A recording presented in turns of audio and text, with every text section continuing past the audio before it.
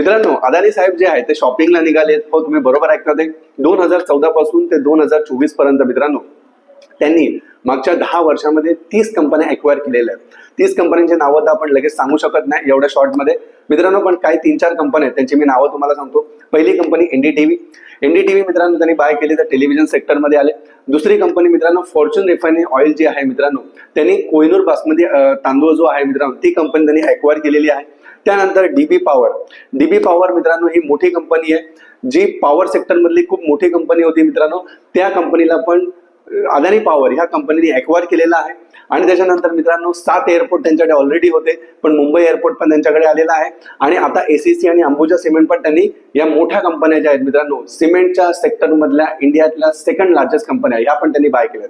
तर पुढच्या 5 वर्षामध्ये अदानी साहेब अजून कुठल्या कुठल्या कंपन्या बाय करतील मित्रांनो, नक्कीच तुम्ही कमेंट बॉक्समध्ये मला सांगा आणि चॅनलला सबस्क्राईब करा. धन्यवाद.